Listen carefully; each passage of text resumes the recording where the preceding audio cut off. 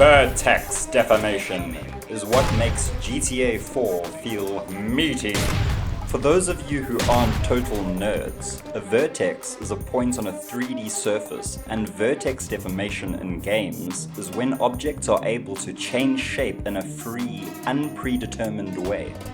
Specifically, I'm referring to the way that vehicles in GTA 4 buckle and bend in a satisfying way, which is different every time.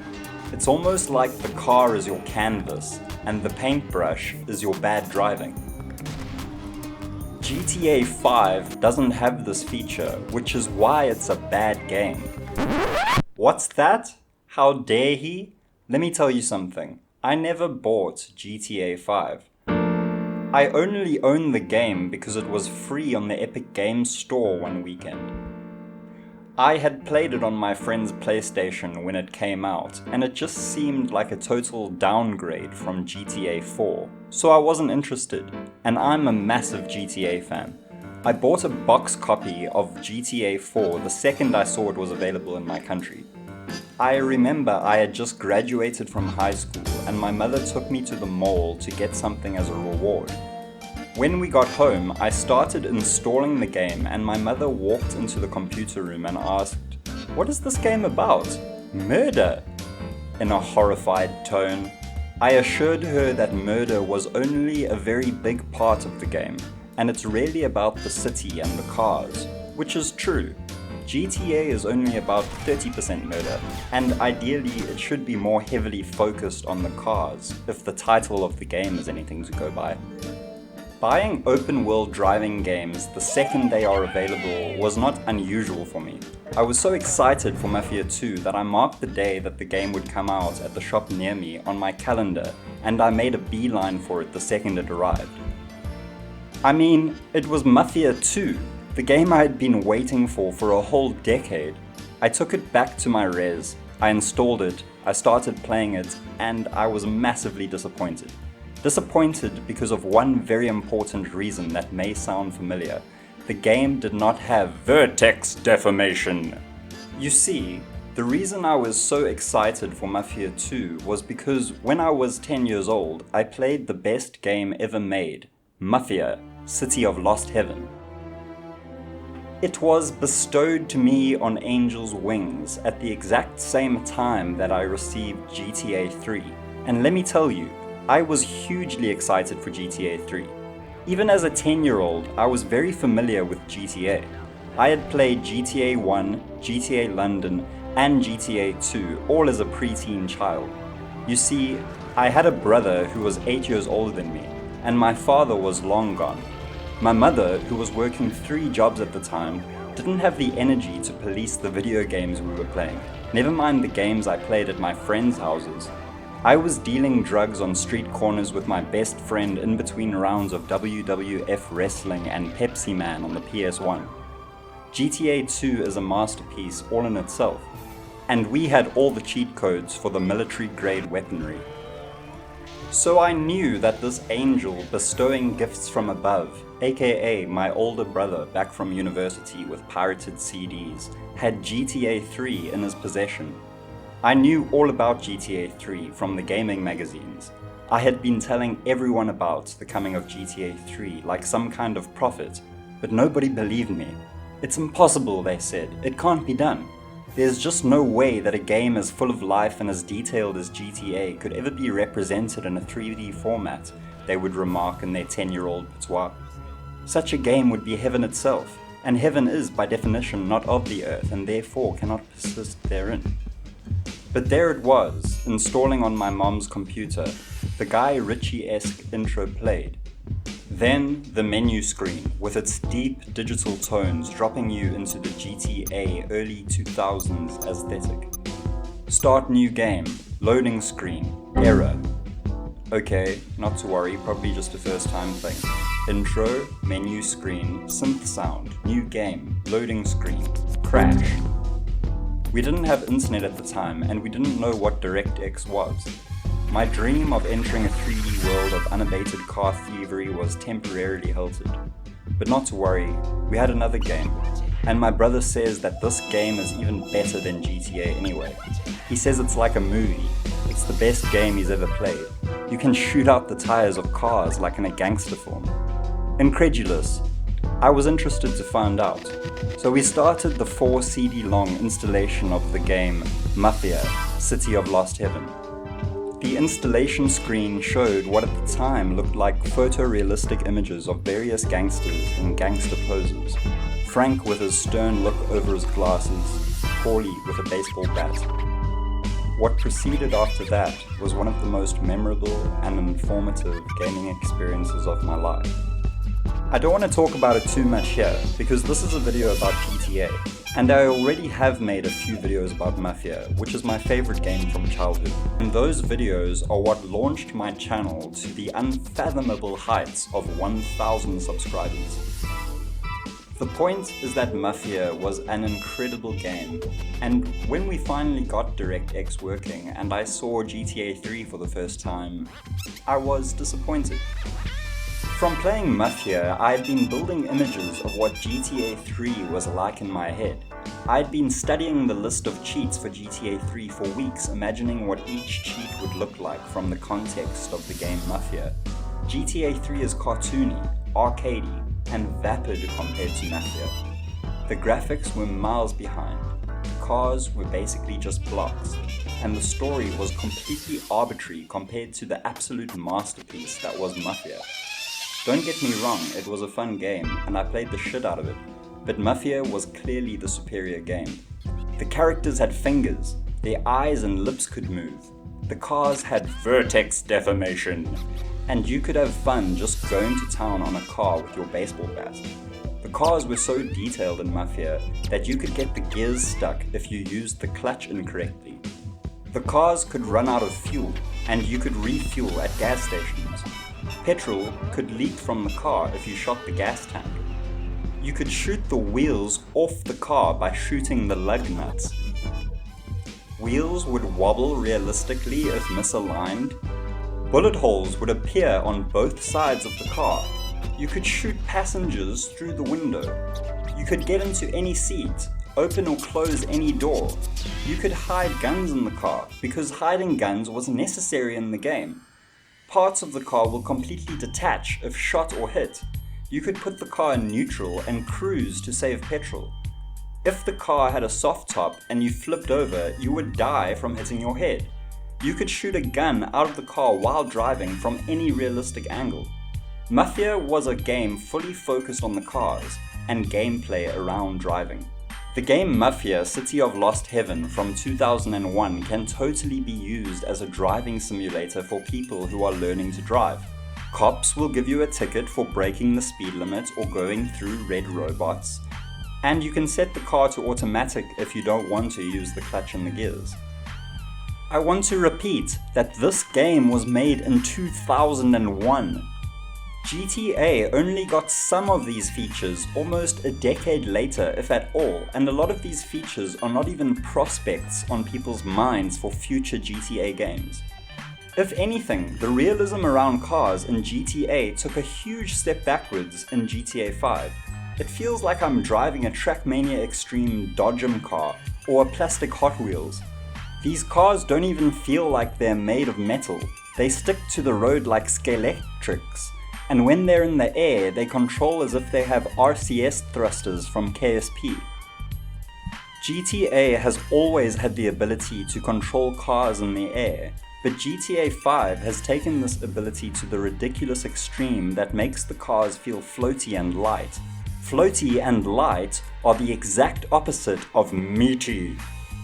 I understand that some people do not enjoy the boat-like steering of GTA 4, but I will argue that these people do not enjoy games.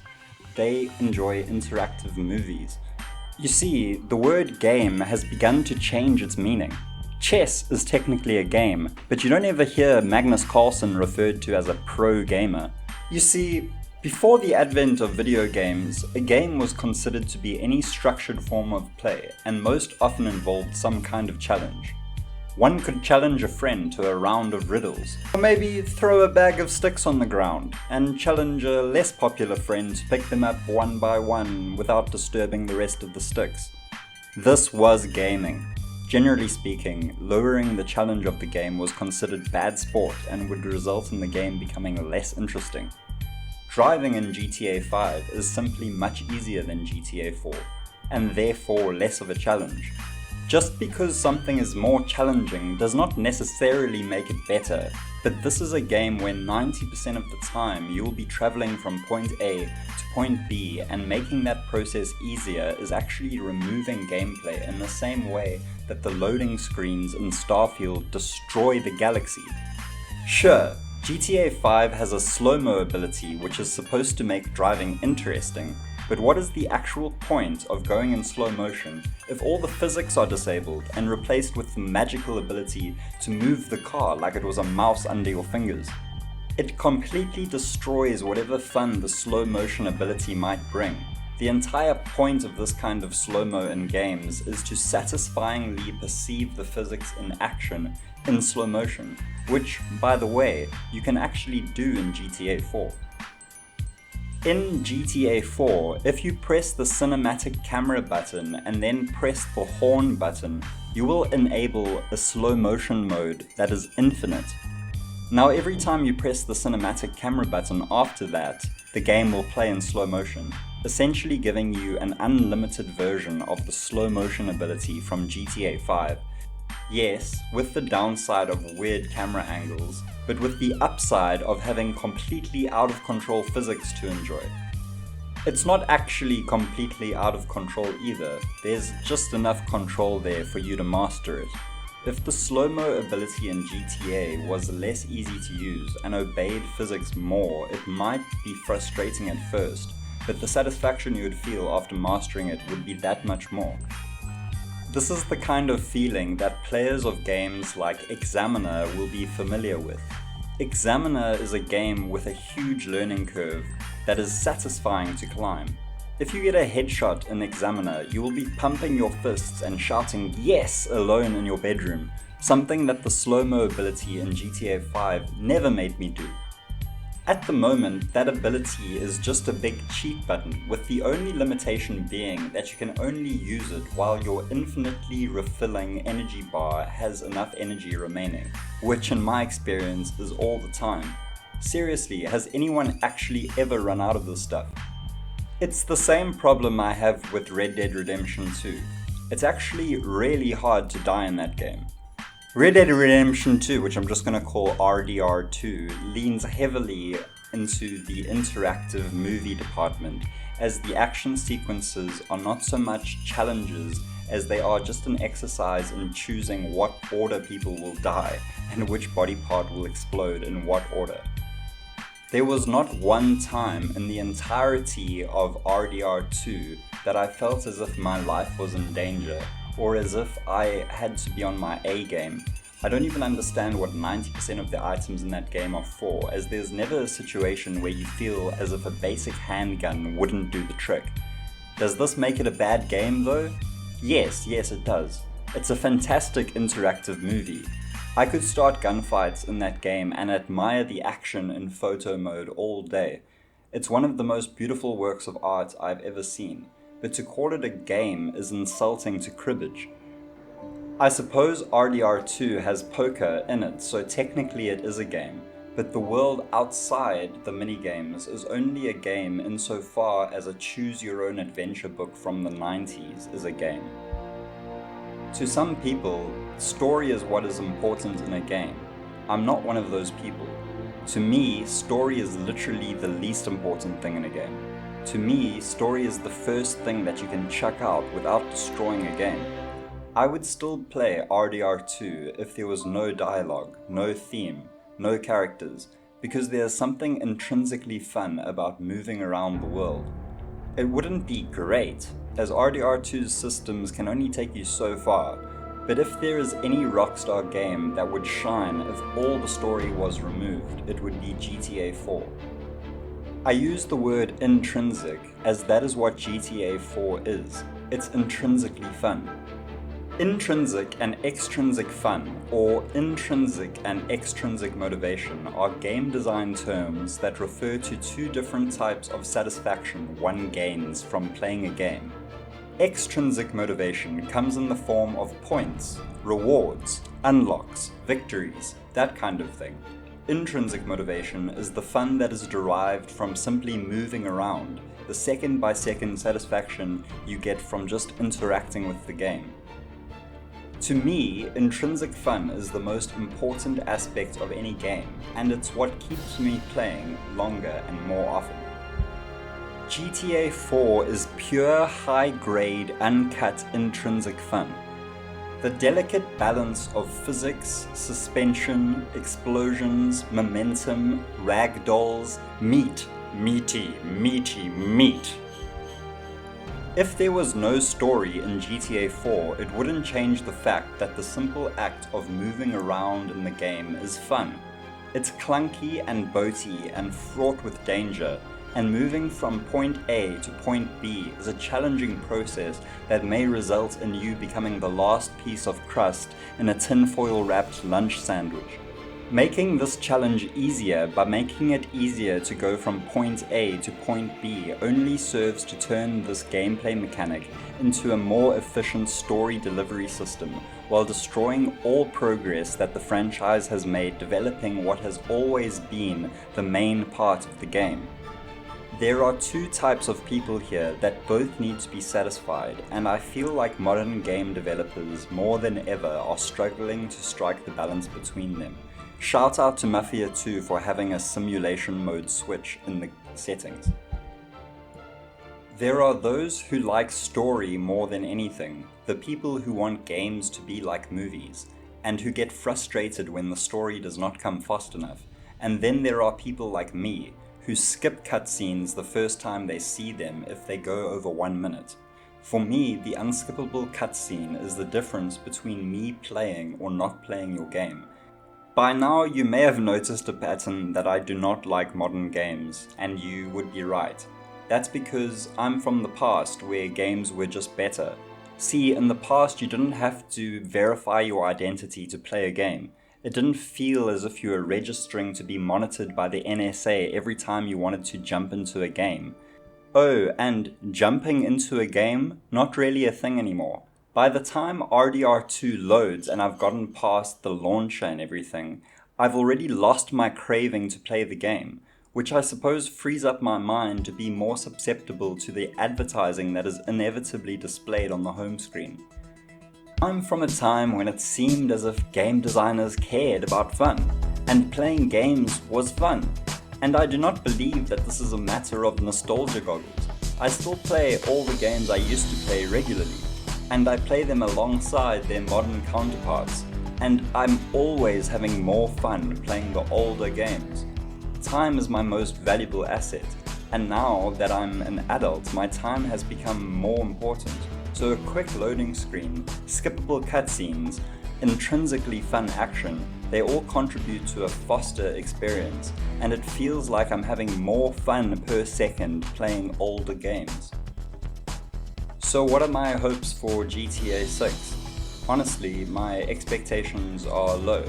Dan and Sam Houser, the original creators of the GTA series, are no longer a part of Rockstar Games. And it's my firm belief that individuals like these are what bring magic to any project.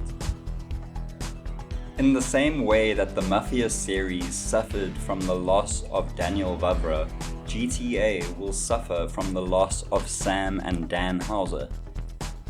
Judging by the general trend of the GTA series, it makes sense that the next game will be worse than the last two. But what do I hope for GTA 6? Where most people care about the map, the characters, the multiplayer, these are things that to me do not matter at all, at least not compared to the thing I've spent this entire essay talking about. And that's meatiness! Rockstar could repeat exactly the same map, the same characters, the exact same story as GTA 5, and I would be completely happy if they just made the game more meaty. And that means Vertex deformation, momentum, and physics in general. Apart from that, I would like to see all the features I listed from the 2001 Mafia game. those being the manual transmission and other realistic features that you would expect cars to have in real life. There is so much potential for a system that uses Vertex Deformation, but I feel like the potential has been lying there untapped for over 20 years now. Vertex Deformation wasn't even a rare thing for games in the year 2000. Another game my brother tricked me into buying was Carmageddon TDR 2000, which disappointed not only my parents but all my friends' parents too when they heard about it. Cars in Carmageddon would not only deform in an unpredetermined way, but they could completely split in half if you were traveling fast. And in that game, you could theoretically accelerate to any speed you wanted due to the NASA-grade rocketry called Afterburner. Carmageddon TDR 2000 also had ragdoll physics, something that neither Mafia or GTA had until 2009. There was a cool feature in GTA 4 where you could pick up a random object, like a can or a brick, and throw it. You could technically throw it at a car and the car would react, but it wasn't that impressive. Mafia had a mission where you had to beat up a car with a baseball bat because they knew how cool and intrinsically satisfying it would be to do that, and it's something I always do whenever I go back to that game. This is the kind of potential I'm talking about. In black and white, you could destroy buildings and pick up the pieces and throw them at another building, something I implemented into my own game. So imagine if in GTA you could, for example, break a piece of metal off a car and use it to beat up the car and have both the car and the broken piece of metal deform realistically. It's a specific example of systems that could have infinite applications in a game because these systems would be present at all times, in every situation, because most of the time you are in a car, and this would make each and every second of gameplay that much more intrinsically satisfying to play.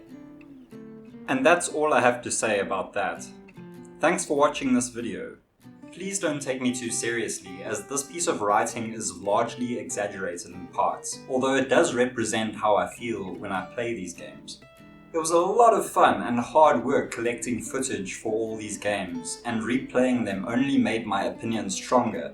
Mafia 1 is still an absolute masterpiece, and the only game that really comes close to that feeling is GTA 4. I genuinely do not care about the aesthetic content. The characters, the theme, 3D models, textures, writing, etc. To me, that stuff is all just bloat that reduces the overall quality of the game by wasting time and money on things that might as well be placeholders. I care mainly about systems in games, mechanics, things that make the game better regardless of the skin or outer layer that most people think is the only thing that makes a game. There simply has not been another game that lives up to the potential precedent that Mafia 1 set, or other games made by Illusion Softworks such as Hidden and Dangerous 2, which is still the best war game ever made. These games are so much better than any other game in their category, and I doubt that anyone will ever come close to remaking anything like them, and it makes me really want to keep making videos about them. I also don't really understand what other people like in games, because most people seem to think that Mafia 2 was good, and I take this to be some kind of intellectual blindness caused by the bright and shiny outer layers that have become the main focus of games. Anyway, I have to shut up now because it's the end of the video. Thanks again for watching. Please give me a like and subscribe if you enjoyed this content. Bye!